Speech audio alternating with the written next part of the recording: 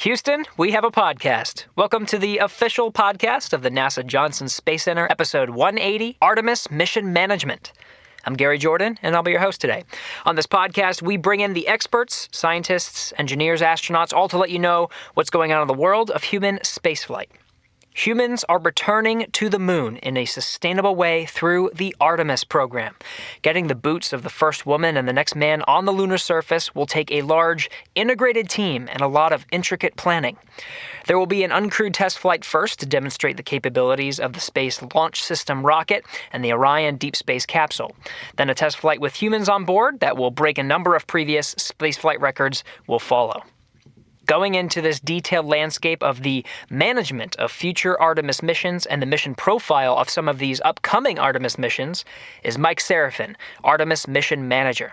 As the mission manager, it is Mike's job to chair the mission management team that brings together all of the critical function areas of an Artemis mission and analyzes and accepts the risks.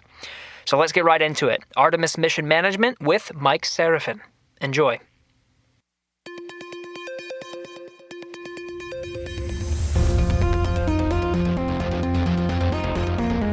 Minus 5 seconds and counting. Mark. Launch commit lights are correct. Here she goes. Houston, we have a podcast. Mike Serafin, thanks for coming on Houston. We have a podcast today. Thank you. It's a pleasure to be here to talk about these exciting Artemis missions we have ahead of us. Yeah, right. Returning to the moon. Not a bad thing to be a part of. How does it feel to be, that's quite a title, Mike, is Artemis Mission Manager. That's it sounds like you're kind of in charge of leading the charge here for organizing what will be a moon mission. Yeah, so effectively the role is the top decision authority when it comes to executing the mission. We've got an amazing team of engineers off designing and building and testing the hardware right now, but when it's ready to fly, the ball passes to the operations team and then to myself as the mission manager. And it's up to us to execute the mission and accomplish these agency goals and objectives that we've set. And you're no stranger to executing the mission, right? You've been a part of the shuttle program, the International Space Station program. You've even been part of the Orion program in the operations world. Can you tell me a little bit about your background and some of your experience in all of these different programs? Yes, so you're right in that I lived in the operations realm for 22 of my 27 years in my NASA career. I supported initially as a flight controller. My call sign was GNC, which was Guidance, Nav, and Control, and I did that for a decade in the shuttle program, supporting all phases of flight, launch, orbit, rendezvous docking. We serviced the Hubble Space Telescope entry, and we flew missions to the Mir Space Station and then did the early International Space Station assembly missions. And around that time, I was looking for something different, for some additional growth opportunities, and they opened a opportunity up to be a flight director, and I applied in late 2004 and was fortunately selected with an amazing group of flight directors in 2005. And, that group of 9 is just a stellar bunch of folks to be a part of.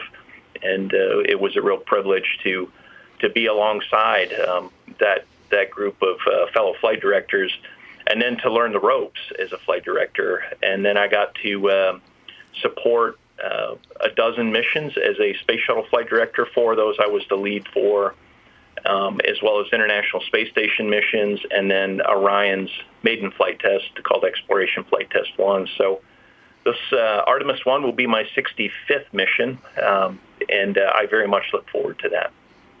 Mike, you said your 65th mission. That's quite a number of quite an experience, quite a list of missions under your belt. How do you feel? Do you feel like you're ready for this next phase of flight, just given everything that you've done? I mean, you just went over like all the different programs. You think you're ready for this next challenge? And you already talked about the teams that are a part of it, but but your thoughts about just this upcoming era that we're in, moon missions. I would say a qualified yes. We've got probably 10,000 things we've got to get ready between now and the Artemis 1 mission, and we've got an amazing team that we work together with at the Kennedy Space Center, the Marshall Space Flight Center, and the Johnson Space Center, all to pull it together for the rocket, the spacecraft, the ground systems, the launch team, the recovery team, the flight team, and we have a March. A marathon ahead of us to get to the flight readiness review, and that's when we'll be ready to fly.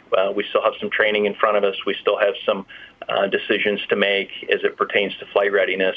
And I've been on this roller coaster a number of times in the past, and I know what it feels like, and it feels like we're on the right path, the right trajectory right now. So. Again, that's a qualified yes. Well, let's kind of explore when you talk about flight readiness, when you talk about some of the upcoming milestones. That's what we're really going to be discussing in depth today is mission management. Just what is that? There's a lot of stuff going on behind the scenes to make a mission, to prepare for a mission and to eventually execute a mission. So can you tell us a little bit about what's going on when it comes to mission management and how, even pulling some examples from your previous experience with Shuttle, with ISS, just more about mission management? Yes, so mission management is really the process of taking a rocket and a spacecraft that has limitations and known system capabilities and applying it to a purpose. So we have the Space Launch System rocket, the Orion spacecraft, and we are at the agency level being asked to execute a series of flight tests to return humans to the moon and progressively get more complicated objectives accomplished and to buy down risk as we move forward in that manifest. So, mission management is the process of determining what objectives we can achieve with reasonable risk that will lead us to return of humans on the surface of the moon. And, we've got a series of flight tests, Artemis 1, an uncrewed flight test, Artemis 2, a crewed flight test, and then Artemis 3, which is our goal to return humans to the moon. As part of that, you kind of break it down into smaller pieces. You look at discrete flight phases and the objectives you want to achieve within those flight phases, and then you assess kind of the overall risk profile, and then the implementation of it by our operations teams, whether it's our launch and ground operations and recovery team led by the exploration ground systems at the Kennedy Space Center in Florida, or our flight operations team led out of the Mission Control Center in Houston. We look at all the mission end to end, and then roll that up and work with the operations teams to ensure that they have the requirements end to end, and then turn it over to them, give them the keys when it's time to go fly. I used to be one of those folks, and now being on the customer side of that as opposed to the operations agent side of it, I have a full appreciation and a healthy understanding of some of the challenges and what it's like to be in that chair. So, it's all about having clarity in expectations and clearly communicating what it is that we want to achieve, and in return understanding what risk we're about to bite off. And you've kind of alluded to just, who in this process is analyzing that risk and contributing to making sure that we are ready to go for the operations. You talked about there's the operations side, there's the SLS, there's the Orion, there's ground systems. There's a lot of players here that have to sit down and talk about all of these different aspects of a mission before you, like you said, you're ready to hand over those keys. Right. So it's holistically looking at the mission and then looking at the mission within the context of the manifest, so that you do have that bigger picture risk profile. It's not tactical. It is more of a strategic view of the mission. Does it look a lot like what we currently do for International Space Station missions, or maybe because we're talking about the moon here, maybe there's a few more players involved? I would say it's just different. When you look at the the different models that are out there for a mission management team. I'll take the Space Shuttle program, for example. That was a NASA-owned, NASA-led program with a prime contractor that worked with that mission management team. And while it was distributed across multiple NASA centers, the Johnson Space Center, the Marshall Space Flight Center, the Kennedy Space Center, it was a fairly discrete and a fairly compartmentalized government-led effort. When you look at the International Space Station model, it is very different. All 16 international partners are represented on that mission management team. Our neighbors to the north, our friends at the Canadian Space Agency, the European Space Agency, the Japanese Exploration Agency, our Russian colleagues, and our NASA team and our prime contractor on that team. And that's largely an artifact of the international collaboration and the low Earth orbit mission. And then occasionally commercial partners enter the equation there as part of the International Space Station mission management team. And what we have for Artemis is leveraging that experience, but it is focused around our programmatic construct and the Space Launch System rocket being led out of the Marshall Space Flight Center with a handful of prime contractors, and they're on the mission management team. And then the Orion program out of the Johnson Space Center in Houston with a prime contractor, and then the exploration ground systems out of the Kennedy Space Center with a prime contractor. And then we have a system of checks and balances with our technical authorities, which all mission management teams have. So it's tailored to what we need, and it's really there to look for what decisions need to be made, and to have key gates in place, and then to have a process that allows you to communicate when a decision is necessary and to make an informed decision with the right parties involved. So it's a little bit different, but its function is very similar to what we've had in the past. So then what's your role as the mission manager? People are presenting a lot of information from their own respective areas towards you. Is it you making the decisions? Is it you accepting that risk? What's your role in all of this? Yes, there is one decisional authority, and that's the chair of the mission management team, and that is me as the mission manager. So I work in close collaboration with our design centers, our engineering technical authorities, our safety and mission assurance teams, and our operations agents to make sure that when it comes to either a decision gate or a risk acceptance decision, that we've got the right players involved, that we understand and can ask the right questions before we move forward. And sometimes we may decide to knock it off and come home early, or to scrub the launch, and there may be other days when we decide to press ahead and accept the risk. So it really comes down to a high level of trust, having efficient communication, and knowing who has the information is all part of that process. And it's not just that one that everybody thinks about is launch, right? That's when you think about a mission, as you always think about the launch teams getting ready for launch.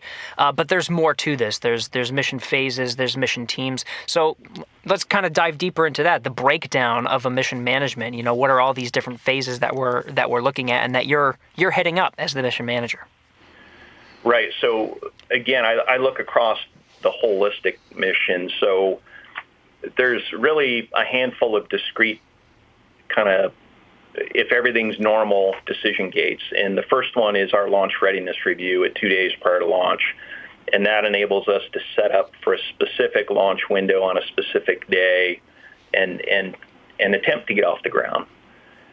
So that's, again, at launch minus 2 days. And then we have our tanking decision. Do we load the rocket with cryogenic fuel, both the core stage and the upper stage, and put over 700,000 gallons of liquid oxygen and liquid hydrogen on this thing? And we assess the weather, we assess the range readiness and the health of the rocket and the spacecraft, as well as the readiness of the overall team and the ground. system. So that's our tanking decision. And then when we get down to T-minus 10 minutes, that's kind of the final commit decision from a mission management team standpoint. There's a built-in hold at T-minus 10 minutes, and I'll pull all of the elements, the rocket, the spacecraft, the ground teams, our operations agents, our technical authorities, and assuming everybody's go and we understand the risk in front of us, we will commit to not only terminal countdown and launch the rocket, but also orbit the Earth and send it on its way to the moon through the translunar injection maneuver. That's quite a bit of risk to proceeding at the T-minus 10-minute hold. And then there's another decision gate. Do we enter orbit about the moon? And I'll talk a little bit more about the distant retrograde orbit, but that is a 2-maneuver sequence that commits you to a non-Earth return trajectory. And you want to make sure that you have a healthy spacecraft before you do that. So we've got a decision gate there. And then when we exit the distant retrograde orbit, we're going to commit to returning to the Earth from a 250,000 miles away, like a 4-day-long journey, and position a recovery ship out there to receive the spacecraft after it splashes down in the ocean. And then for crewed flights, bring our crew home. So, those are the big decision gates if everything's normal. And then if something rears its head, if we have unforeseen events, that's where the mission management team really earns its pay. So when you're talking about decision gates, my assumption is, everybody's getting together and they're going over these different milestones, making sure everything is set for that particular part of the mission, whether it's pre-launch, whether it's pre-lunar injection burn, whatever it is. But in order to get to that point, how are you analyzing the information? Everybody, I guess, breaks off, goes to their respective rooms, teams, gets the information that they need. How are you kind of following along the mission to make sure that when you get to that point where you're that decision gate, you can say confidently, yes, my part is ready for that next phase of flight? In large part, those are planned prior to the mission and agreed on with our lead operations team. So our launch operations team out of the firing room at the Kennedy Space Center, or with our flight operations team out of Mission Control in Houston, or our recovery team on the ship out in the Pacific Ocean. We pre-plan those, and assuming we are, per the script, it's essentially a green light condition where you just continue on. But we do spend that time to assess it, and we pull the team together, and we talk about, how's the team doing, how's the vehicle doing, how is the ground infrastructure doing, and assuming we meet our minimum criteria to continue through things like launch commit criteria, through flight rules, through recovery decision criteria that I was a part of in making those decisions before we ever flew, and delegating that authority to our operations agents, we stay on plan. But if there's something unexpected, then we either call an emergency mission management team meeting, which is fairly rare. It does happen, but it's fairly rare. Or we meet at the next planned interval and address whatever issue there. And time is of the essence, right? And we rely on our operations agents to tell us when do they need the decision. And, an example is if we just committed to the translunar injection maneuver and we're on our way to the moon, we've got another 4 days before we need to decide whether we enter the orbit about the moon. So I don't need to hold an emergency meeting to make that decision. But if it happens, 6 hours, if we have a problem with our propulsion system 6 hours before we're about to enter orbit about the moon, we're gonna get together quick and talk about that one. So we're relying on our operations teams to say, here's when I needed a decision. And if it's outside of what we've agreed to pre-flight, and I was a part of that process pre-flight, then we have that foundation that we can work from and we can communicate quickly.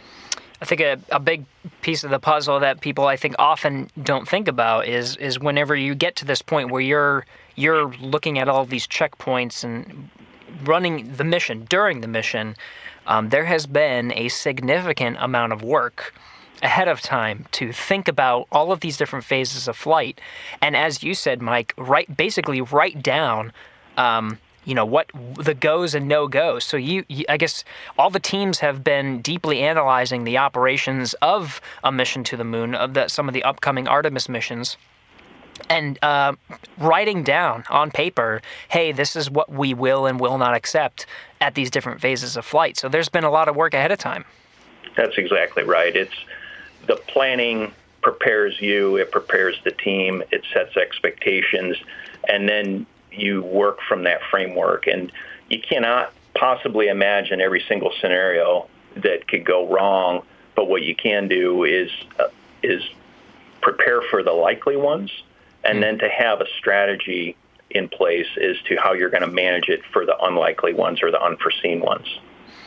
So let's zoom in on some of the upcoming Artemis missions and really take a deep dive into really what we can expect whenever, and go through that mission profile of some of these upcoming Artemis missions to really understand these points that you're sitting down and saying, hey, this is a go, no-go point. These are the risks we're going to accept. First, pulling back, though, before we get into the details of the mission profile and just understanding the objectives. What exactly are we doing?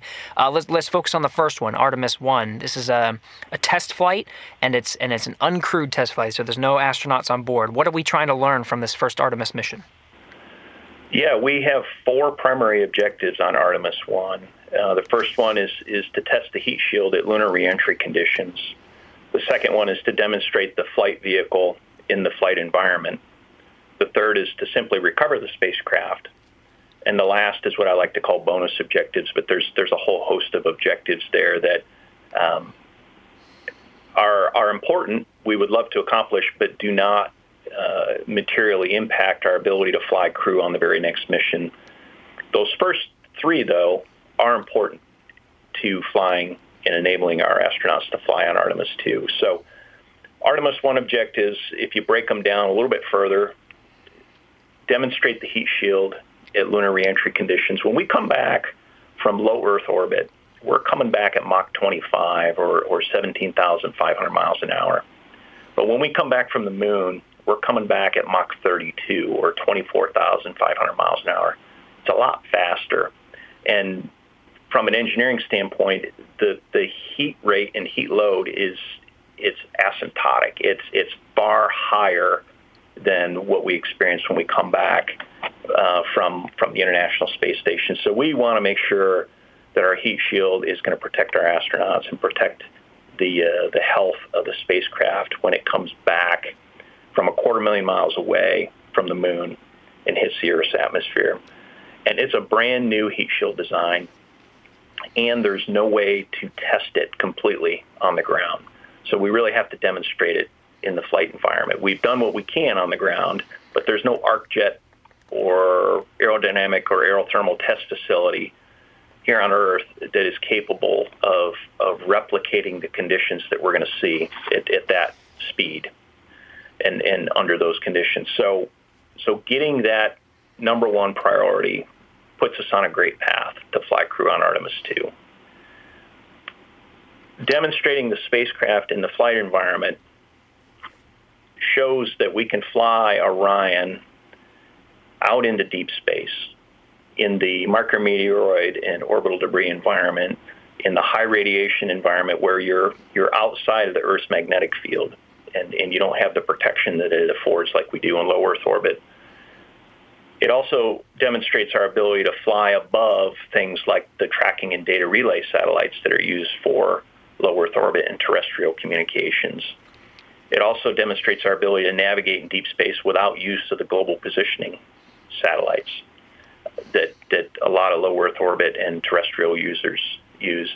And then we're also exposed to the deep space thermal environment, which is far colder than it is in low Earth orbit, where you get a little bit of radiant heating from the Earth by itself. So demonstrating the Orion spacecraft in that deep space environment, it helps us understand all of the testing that we've done on the ground, all the modeling on the ground. How accurate is it? How much uncertainty do we have? And can we buy down some of that uncertainty? Number 3 objective is retrieve the spacecraft. By retrieving it, we physically get the spacecraft back. We can look at and touch the heat shield and see if there were hot spots or areas of erosion during reentry or heating. We can recover all the flight instrumentation that's recorded on board and the imagery that's recorded on board. And that takes into account that we're going to have a blackout period of about 3 minutes during reentry when we come in through peak heating, which is one of our primary objectives. We cannot receive the telemetry from the spacecraft during peak heating, so it's recorded on board. And by retrieving the spacecraft, we can have access to that information and validate the heat shield performance through instruments that are buried in the base heat shield. We can also refly the avionics. These are precision avionics. They're radiation tolerant avionics. We can refly those on future missions as a cost savings, and then we can also reuse the capsule for structural testing on the ground. So there's significant cost savings to the program by retrieving the spacecraft in addition to getting the engineering data. And then priority 4 is what I call bonus objectives again, which is conduct payload operations. We have technology payloads. We have biological experiments that are going to help us understand the deep space radiation environment and model it before we put astronauts on board. We're going to deploy CubeSats, 13 of them total, from the Space Launch System rocket, each on their own science or technology mission. And then we're going to do things like send back imagery for just the consumption by the general public. And we're going to have pictures of Orion with the moon in the background. And our ability to reach the public and share the mission as we fly it is a priority. It's important to us, and we've got a lot of cameras on this mission, and that's part of our bonus objectives. We will share as much of that as we can. So those are the 4 things we intend to accomplish on Artemis 1, and it's a lot, but it also puts us on a great path to flying our crew of 4 astronauts on Artemis 2. I love that breakdown, Mike. I mean, it makes the way you broke it down and structured that, it just makes a lot of sense. You know, before you put astronauts on a vehicle, you got to make sure these things are accomplished. And then the bonus or objectives are nice too. I wonder what we can pull or what we have pulled from, because you were the lead flight director for EFT-1, Exploration Flight Test 1, and it did accomplish some objectives like, you know, passing through the atmosphere with a heat shield, and it did go into space, not into a lunar orbit, but it did go pretty deep. What were some of those things that we learned from EFT-1 back in 2014 that we can bring, or that we are bringing to this first Artemis mission?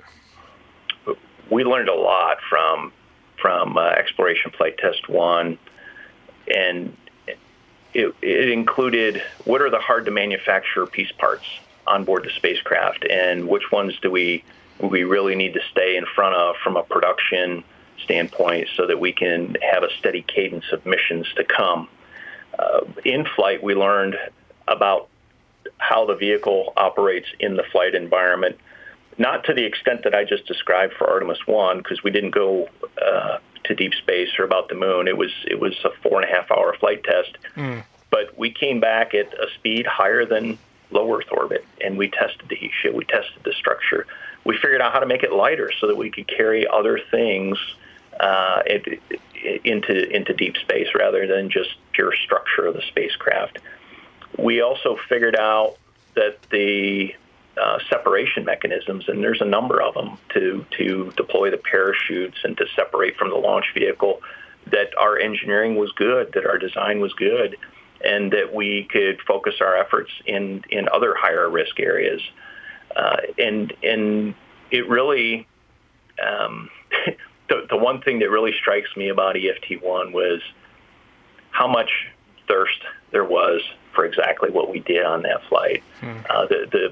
The mission had such an overwhelming positive response by the general public, both nationally and internationally, that I just frankly underestimated it. I remember after we flew the flight, looking at all the news articles, and you know, every major media outlet, it was front page news. including overseas. And the one that strikes me still to this day was it was front page news for Al Jazeera. So it shows that folks around the world pay attention to what we do in the United States, and that we are leaders, and other people do care about what we're doing. And that was a key moment for me learning, because maybe I had taken it for granted a little bit with the frequency that we fly the International Space Station missions, and with the frequency that we flew the space shuttle. Maybe I was a little bit too close to it, but that one, it really struck me because it was a new program and it was so well received, and we hadn't flown for a while. That's so important. And so Mike, let's get folks ready and excited for this next generation. Let's dive into Artemis 1. You talked about the mission objectives. Let's talk about the mission itself. What exactly is going to happen, and what can folks expect to see whenever this thing takes off? Yeah, end-to-end, the mission is going to be anywhere between 25 and 42 days in duration. We'll have a pre-launch phase where we'll power up the rocket and the spacecraft, and our launch operations team, led by our launch director Charlie Blackwell Thompson, will fuel the rocket, and we'll load over 700,000 gallons of cryogenic hydrogen and oxygen into the rocket, and then we'll come up to that key decision point at T-minus 10 minutes. We'll go through terminal count, and we will watch a 322-foot tall rocket put out 8.8 million pounds of thrust from the Kennedy Space Center, and go skyward. And it'll be impressive. I mean, I've seen a couple of shuttle launches, and shuttles had the solid rocket boosters. We have similar solid rocket boosters, but they're 25% more powerful, and those are the ones that you really, really feel if you're standing there in person. You feel the thump in your chest. You can hear the crackle of the rocket. And we also have the 4 RS-25 engines on this thing, and each engine will put out over 500,000 pounds of thrust, in addition to the over 6 million pounds of thrust put out by the 2 solid rocket boosters. So it'll be an impressive show. We'll get to orbit, and on the first orbit, the rocket will commit Orion to a lunar trajectory at the translunar injection maneuver. The TLI maneuver will last 20 minutes, and it'll increase the spacecraft's velocity enough that it will no longer be under the primary influence of the Earth's gravity and send us on the way to the moon. And we'll arrive 4 to 5 days later. It's kind of day of launch dependent. And then we will come up on another decision gate. Do we enter that distant retrograde orbit about the moon? And if we do, we'll conduct a 2-maneuver sequence. And that 2-maneuver sequence, the first one uses lunar gravity to slingshot us in combination with the Orion main engine by the moon, and we'll be just 62 miles from the surface of the moon on the far side of the moon. So what that means is we're not going to be able to see the maneuver when it executes, when the Orion main engine fires up. It'll all be pre-programmed, and we'll know whether we were successful or not when the spacecraft comes around the far side of the moon. And after it executes, we'll essentially set ourselves up to enter this distant retrograde orbit with a second firing of the Orion main engine. And then we'll be in the coast for, a week and a half, 2 weeks, depending on the mission day that we launch. We'll coast about the moon 37,000 nautical miles from the surface of the moon, which is 250,000 miles from Earth. So we'll be probably 270,000 miles, 275,000 miles from Earth at the farthest point. And when we get to that farthest point, that's kind of the moment that I really want to see on Artemis 1, because we'll have the moon in the background and this little teeny tiny dot, the Earth, off in the distance. And then we'll decide when it's time to come home where we deploy our recovery forces in the Pacific. We'll look at the weather, and then we'll reverse that 2-maneuver sequence and exit that distant retrograde orbit, and we'll fire the first one to set up the lunar gravity assist by the moon, and then the second one, again, it will go behind the moon, and we'll have a communications outage, and we'll use the lunar gravity to slingshot us on our way back to Earth. And when we come acquisition a signal and lock back up with the communications link with the spacecraft through the Deep Space Network, we'll be on our way back to the Earth, but we'll still be 250,000 miles away, and we'll still be about 4 or 5 days before we splash down. And that's essentially our deorbit burn.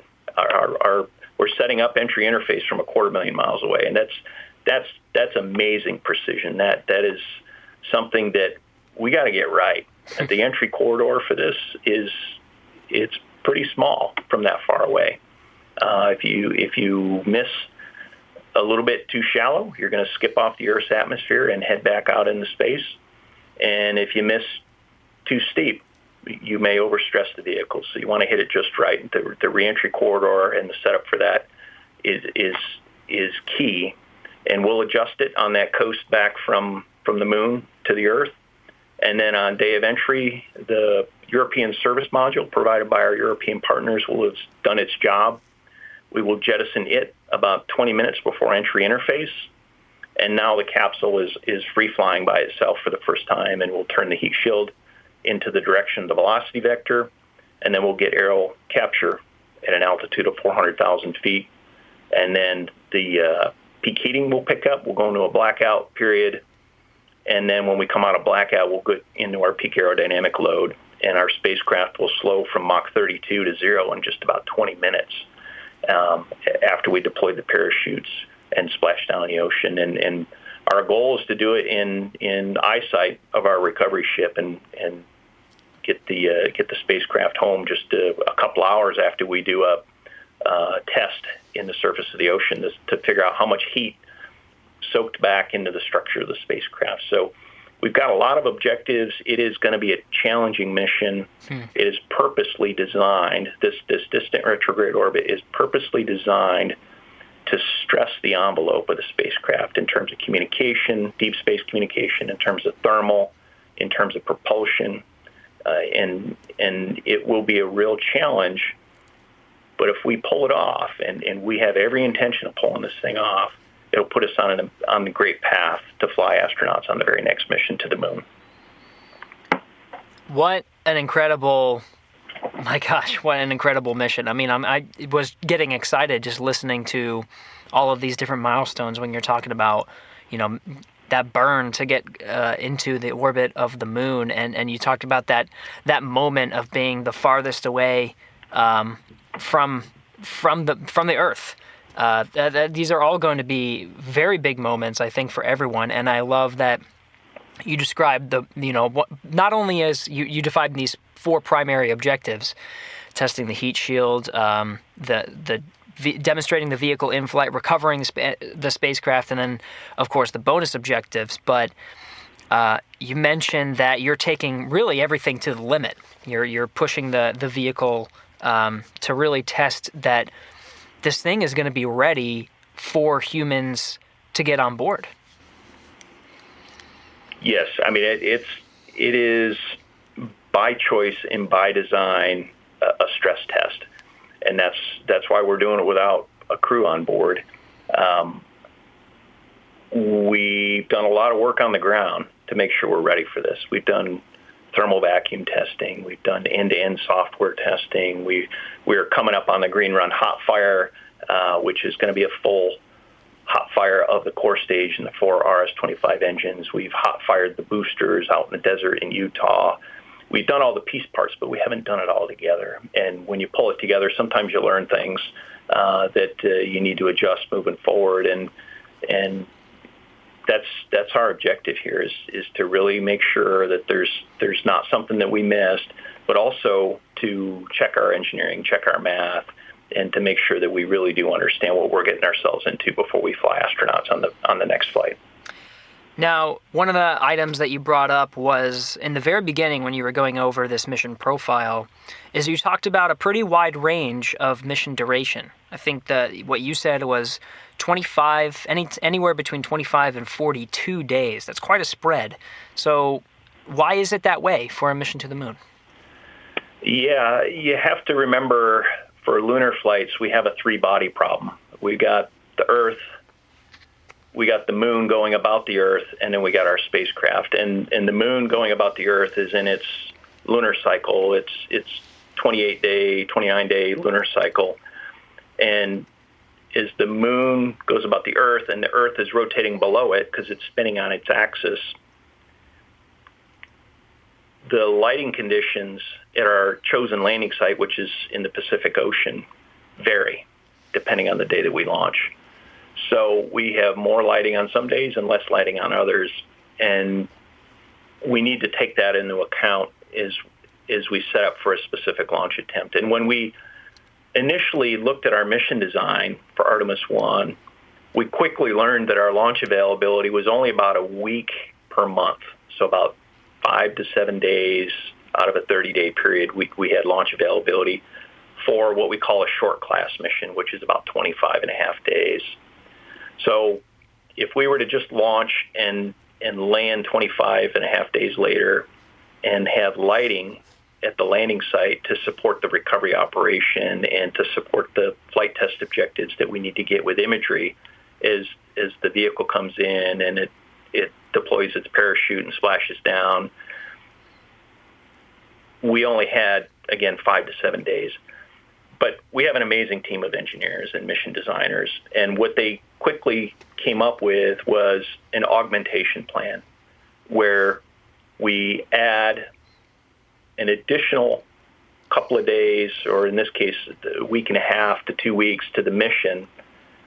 And what that does is it changes the position of the moon about the Earth such that if we launch on that day and we spend a little bit longer period of time about the moon, up to 2 weeks now, so that we have a 42-ish day mission, we can get lighting at the landing site. So by varying the mission duration and supporting the test objectives that need lighting for imagery purposes at the landing site, we can get our mission availability within a given month up to about half the month, somewhere between like 14 and 16 days a month. So we went from 5 to 7 days a month where we could launch to 14 to 16 days a month if we have variable mission duration. So it was a clever solution from a mission design standpoint, and I'm always amazed at the capability of our team coming up with creative solutions. Yeah, giving yourselves more options, very, very cool. So where are you, Mike, during the mission? What are you going to be doing through all these different phases? So as the mission management team chair, we go through the flight readiness review process, and then we get handed the keys to the mission. And we are located at the center of the operation. So the center of the operation prior to launch is at the Kennedy Space Center. So I'm physically in the launch control center, sitting in what we affectionately call the mission management team bubble. It's an enclosed area for privacy reasons in firing room 1, and it's co-located with our launch operations team. And as they go through their decision gates, I'll be listening to them on the loops, and they will tee up any risk acceptance decisions or decision gates to me. And I'll poll the team, and I'll be within eyesight of those folks. And if we need to talk, we can step aside and talk. And I'll be able to look out the window at the Launch Complex 39 where our rocket sits and follow along. So having a high situational awareness for that critical decision-making time frame is key. So I'll be at the Kennedy Space Center, and then once we launch and commit Orion to a lunar trajectory, I'll relocate to the Johnson Space Center in Houston for the duration of the mission, all the way up through splashdown and handover to the recovery team. Ideally, I'd like to be on the recovery ship, but the best information is not on the recovery ship. The spacecraft telemetry goes to our critical node or our hub in Houston, and it is not sent to the recovery ship. So actually the best place for me to be is in Houston all the way up from flight day 2 through the end of the mission. That does make sense, and that's where the operations for missions even today. That's where they're based out of. You talked about on pad 30, or the Launch Complex 39. I know 39A, that's where their SpaceX has been taken off recently with a lot of their commercial crew missions. Where is the SLS going to take off? Yeah, the Space Launch System and Orion will take off of Space Launch Complex 39B, which is adjacent to it right there. It's just a little bit farther north. Cool. We use both 39A and 39B in the shuttle program, and under our commercial crew program and our commercial cargo program, 39A has been leased to SpaceX, and they've been doing a fantastic job providing crew and cargo services there. And we're going to operate off the adjacent pad, which has been renovated and refurbished for Artemis missions, and it's undergone significant modification. They completely replaced the flame trench. They redid the pad surface. They tore down the old shuttle launch tower that we no longer need because we have a clean pad configuration. And now we take our launch tower with us from the vehicle assembly building out to the pad, similar to what Apollo did. We actually have a mobile launcher. That baby weighs about 11 million pounds, and it's a feat of engineering in itself. I've been on it several times and in it, and it's amazing if you ever get a chance to see it. Very, very cool. Now, when you were going through the mission profile, Mike, you talked about this is going to be a challenging mission, and you talked about really pushing the envelope here. So when it comes to Artemis 1, what are those primary risks, those primary challenges that we're going to have to face to complete the mission? Yeah, our primary challenges and risk drivers are familiar to a lot of spaceflight programs. Micrometeoroid and orbital debris is by far our primary risk driver. Artemis flights, though, are a little bit unique to low Earth compared to low Earth orbit. When you look at the micrometeoroid and orbital debris environment in low Earth orbit, it's largely dominated by man-made orbital debris. But once you get past the Earth's primary gravitational field in geosynchronous orbit, the environment is dominated by micrometeoroids, and we're going to spend the bulk of our mission in the micrometeoroid dominant environment. So that's our primary risk driver. We also need to fly, as I mentioned earlier, outside the Earth's magnetic field. And what that does is it pokes us through the Van Allen radiation belts to get to the moon and then on our way back to Earth.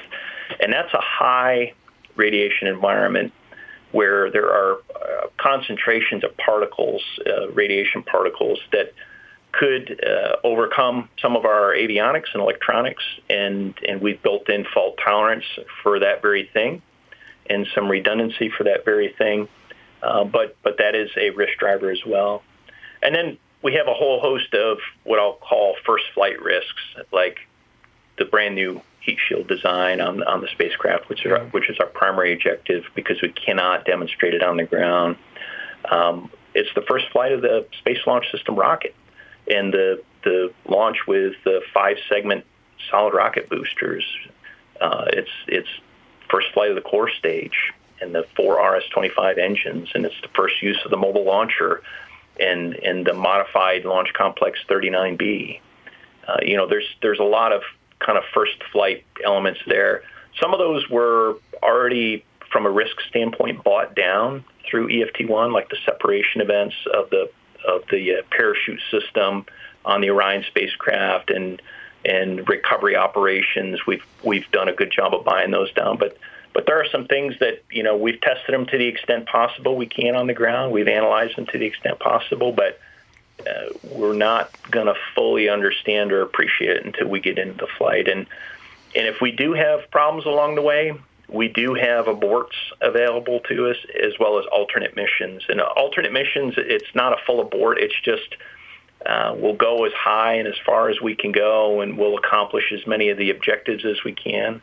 Some of those include downmoding from a distant retrograde orbit to a free return trajectory, or fly a high Earth orbit instead of a low Earth orbit, or just coming home. So we've got a whole host of options available to us should we need those.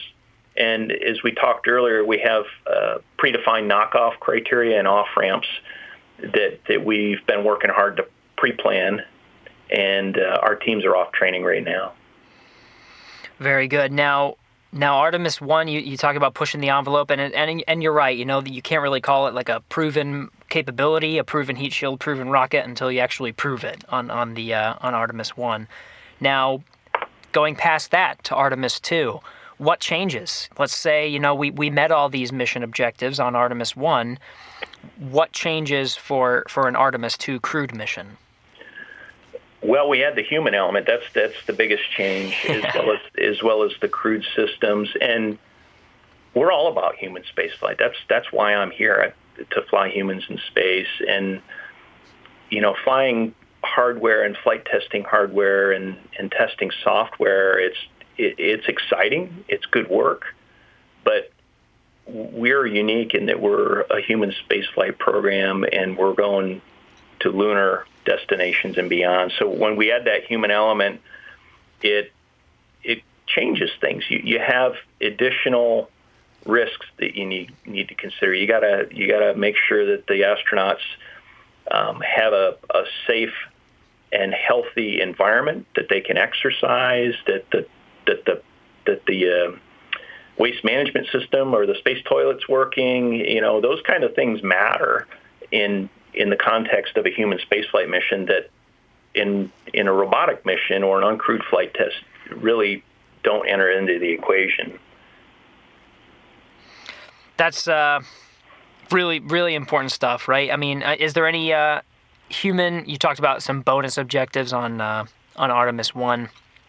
Is there any bonus objective that's looking at maybe some element of the human, whether it's life support systems or just some capability that's going to make sure that whenever we do fly humans on Artemis 2, that it is human ready? Yes. So on Artemis 2, we are testing again the life support systems, the exercise equipment, the food systems, the waste management systems on the ground to the extent possible, and as well as using the International Space Station as a test bed for things like the waste management system and some radiation monitoring equipment to ensure that our astronauts are healthy both during the mission but also from over the course of their lifetime from chronic health effects, in developing the medical protocol with our flight surgeons and the flight docs. And they've spent a considerable effort and time and expertise has been built up in those areas. But a few things that are unique about Artemis 2 that we intend to accomplish include doing a full in the space environment checkout of the life support system before we ever commit to a lunar trajectory. So on the first day of the mission, we're gonna launch. We're gonna get our crew suited up. We're gonna send them out to the pad. They're gonna climb on the top of this 322-foot tall rocket that's been fueled and is waiting for them, and then they're gonna launch. And on the first orbit, the Space Launch System will deliver them to this point where we'll enter what's called a high Earth orbit. And the high Earth orbit is purposefully designed as a waiting period of about 2 days. It's a 42-hour orbit period. It's highly elliptical, and it's going to send the crew 59,000 nautical miles from Earth before they come back and decide whether to commit to the moon on a translunar injection maneuver. And during that 42-hour period, we're gonna do two pretty unique things. One is we're gonna dedicate that 2-day-long period to checking out the life support system. So there's this thing called an amine swing bed, and it has three different beds in it, each of which is capable of removing carbon dioxide and humidity from the atmosphere and maintaining a healthy atmospheric environment. We're going to check out all three of those swing beds, and we're going to do it under peak metabolic loading as well as the lowest metabolic loading. And the way that we'll do that is we'll have the crew exercise on that 2-day orbit, and when they exercise, they increase their metabolic rate and they exhale the highest amount of water vapor and carbon dioxide. And we'll have the crew awake and exercise back to back, and that'll be our peak metabolic loading on our life support system. And then we'll go to the lowest point when they go to sleep, and their heart rate is the lowest, and their breathing and the water vapor and the carbon dioxide is the lowest. And we'll watch that amine swing bed and the life support system do its job under these extreme conditions before we ever send them to the moon. We'll have done it on the ground before, but we'll do it in space as well, just to be double sure. The other thing that we're going to do on Artemis 2 in that 2-day orbit is we'll do a proximity operations demonstration, also known as a ProxOps demo. And we're going to use the upper stage of the Space Launch System rocket as our ProxOps target. So whenever we rendezvous with an object, before we dock with it, there's a period called proximity operations, which is not far field. I can't even see the object yet. It's near field. It's in view, and I haven't physically made it to it yet. So we're in that near field proximity operations time frame. We'll separate the Orion spacecraft from the upper stage. It'll go into effectively, the upper stage will effectively go into a dormant state, and the astronauts will separate out about a football field length away, about 300 feet. We'll turn Orion around, and they'll be looking at it out the windows and out the centerline camera, and they'll approach it as if they were approaching for a docking through a series of braking gates, and they'll come up to about 250 feet and slow down and brake, and then they'll come into about 100 feet and they'll slow down and brake, and then they'll come up to about 30 feet away from that dormant upper stage. And then they'll do a handling qualities demonstration. They'll actually get to fly the Orion spacecraft relative to something else in space as if they were going to dock manually. And they'll assess the overall performance of the spacecraft. And when they're ready, and before the upper stage becomes active again, during about a 2-hour period, they'll back Orion away, and then they'll turn and separate. And the upper stage will go its way. It'll be disposed of in the Atlantic Ocean. And Orion will come around at the end of that 2-day period, and we'll have this handling qualities demonstration through the ProxOps demo. We'll have checked out our life support system, and then we'll send our astronauts on the way to the moon on a free return trajectory through a mission continuation burn. And we'll fire up Orion's service module main engine and send our astronauts on a 4.5 day long journey out to the moon. And when they get to the far side of the moon, our Artemis generation, as they swing around the moon, will get their first Earthrise moment. It'll be the first one since the 1970s, where our astronauts will witness Earthrise from behind the moon. And that'll be a moment that I think will be shared globally, I hope, on that flight with that crew. But the biggest moment for me is always on human spaceflight missions, getting your crew home safely. And that is the thing that I look forward to the most. Flight testing hardware is great, launching is great, but physically shaking the hands of the astronauts after they've come back and you accomplish the mission, that has by far been the highlight of my career. And I can't wait to do it again on Artemis 2 when we get our crew back after that one. That's going to be a big moment, Mike, getting astronauts returning from the far side of the moon, entering into a lunar orbit. Now this all sets up for eventual boots on the moon, right? So how are Artemis 1 and 2 getting us ready for that moment, boots on the moon once again? I think we've talked about kind of at the macro perspective through our prior discussion. It's really getting our teams ready, getting our launch team, our flight team, our recovery team ready to accomplish that job for more complex missions. It's a classic build-up approach where you build up incrementally complexity and capability while simultaneously buying down risk as you go across each of these mission phases. We're also checking out our spacecraft, and we're also checking out our rocket and our ground systems and our space network and our deep space network and our mission control center and our launch control center and our engineering teams.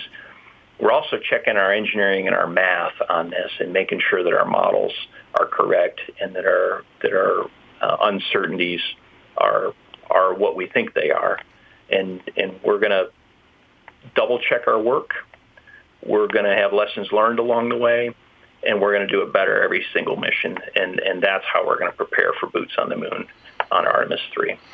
So it's coming up pretty soon, Mike. Where 2021 is going to be a big year for these next steps for getting humans to that point, right? Boots on the moon, first woman and next man. What do we have to look forward to prepare for the first Artemis mission? What's coming up? It's going to be fast-paced. The coming days and weeks, it's a steady cadence of activities. As I mentioned earlier, our launch teams, our flight teams, our recovery teams, our engineering teams are actively training for the mission. The mission management team will join some of those integrated simulations where we'll simulate mission phases and those key decision points. We're also preparing final preparations for our flight hardware. At the Kennedy Space Center, we'll get into integrated assembly of the rocket and the spacecraft. We're gonna stack all of the boosters. We've already started stacking the boosters at the Kennedy Space Center. We will finish stacking the boosters. The core stage will arrive from the test site at the Stennis Space Center in Mississippi, and it'll be offloaded from a barge, and it'll enter the vehicle assembly building, and the 212-foot long core stage will be lifted and put into place and assembled as part of the core element of the propulsion system on the rocket. We've already built the upper stage, the interim cryo propulsion stage, and we need to stack that on top of the Space Launch System rocket. And then our Orion spacecraft is ready. It's at the Kennedy Space Center, and it will be stacked on top of the rocket as well. We'll go through a series of what I'll call non-recurring tests. They won't be done every single mission because this is the first build, and we need to gain additional understanding of the structural modes. So we'll do integrated modal test in the vehicle assembly building. We'll do some dedicated systems checks that are unique to this first build in the vehicle assembly building. And then we're going to roll it all out to the launch pad on the mobile launcher. And that's going to be a moment that I don't think folks will appreciate until it happens. Seeing the over 30-story tall rocket with the spacecraft sitting on it, rolling toward the launch pad for a wet dress rehearsal, just about 2 months before we fly, and fully loading it with the full cryo load of liquid hydrogen, liquid oxygen on the launch pad, demonstrating our ability to fuel the rocket and detank should we need to do that, and then rolling it back to the vehicle assembly building for some final readiness checks, and then we'll go through our flight readiness review process, and that is a thorough wire brushing of, are we ready to fly? Is the design certified? Are all the teams ready? Is the ground system ready? Is the launch vehicle ready? Is the spacecraft ready? We will ask all those questions to ourselves, and then we'll decide whether or not to accept the risk. And when we're ready and we understand what risk we're getting ourselves into, that's when we're ready for the mission. So there's a lot of stuff ahead of us. There's probably 10,000 items to be worked out, and we've got a great team that's off working it right now.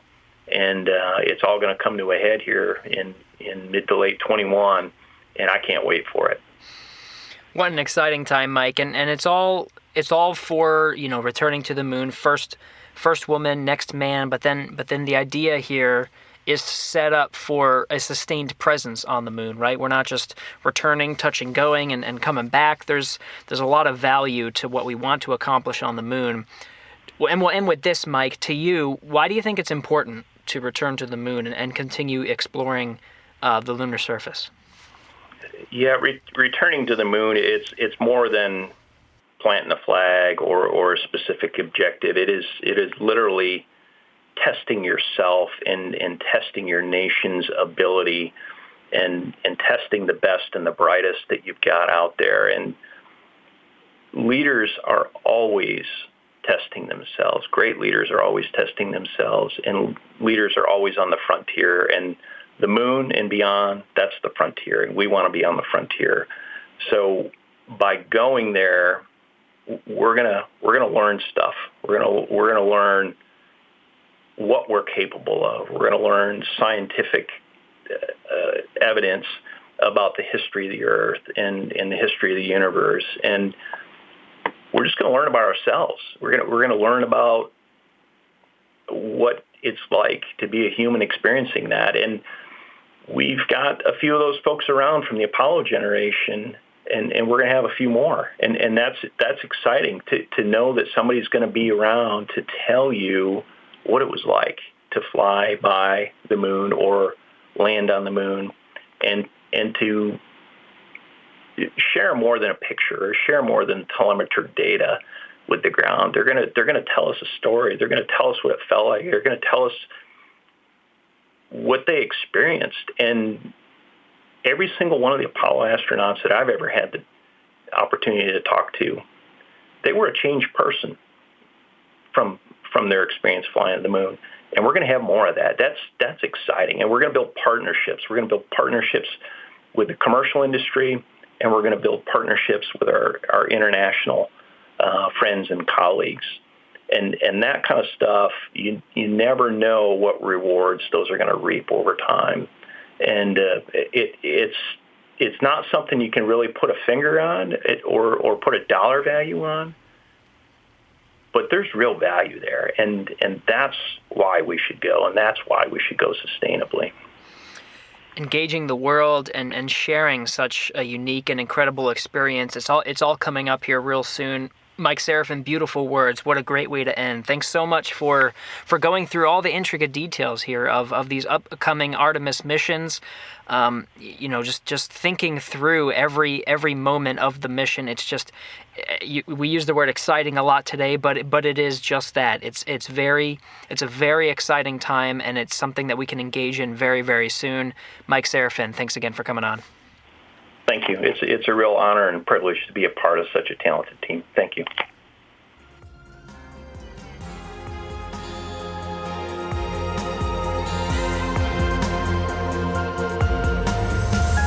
Houston, go ahead. Stop of the space shuttle. Roger, 0J, and I feel Shuttle has cleared the tower. a stage for all mankind. Actually, a huge honor to break a record like this. Not because they are easy, but because they are hard. Houston, welcome to space. Hey, thanks for sticking around. I was talking with Mike a little bit after this podcast, and we were both sharing our excitement for what's coming up, and I told him, I was saying, this is definitely going to be one of those episodes that I think people are going to reference quite a bit. If you listen to the whole thing, Mike went into a lot of detail about the upcoming Artemis missions. So if you're ever curious about whenever these missions start coming up, if you're ever curious about what exactly is going to happen, just reference this episode, and Mike will go ahead and walk you through it. I definitely learned something today. I hope you did as well. You can find us and other NASA podcasts at nasa.gov/podcast. This episode is going to be part of our Artemis collection. You can either search us on any of your search engines that you prefer. Houston, we have a podcast, Artemis episodes. There it is. We also have a collection on our homepage. Just search Houston, we have a podcast, and it'll be easy for you to find. You can engage with us. We're on the NASA Johnson Space Center pages of Facebook, Twitter, and Instagram. Engage with us by using the hashtag AskNASA on your favorite platform to submit an idea for the show or ask a question. Just make sure to mention that it's for us at Houston We Have a Podcast. This episode was recorded on December 15th, 2020. Thanks again to Alex Perryman, Pat Ryan, Norma Rand, Belinda Polito, Jennifer Hernandez, Beth Weisinger, and Catherine Hambleton. Thanks again, a big thanks to Mike Seraphin for taking the time to come on the show and for helping me to write a lot of this episode. Give us a rating and feedback on whatever platform you're listening to us on, and tell us what you think of our podcast. We'll be back next week.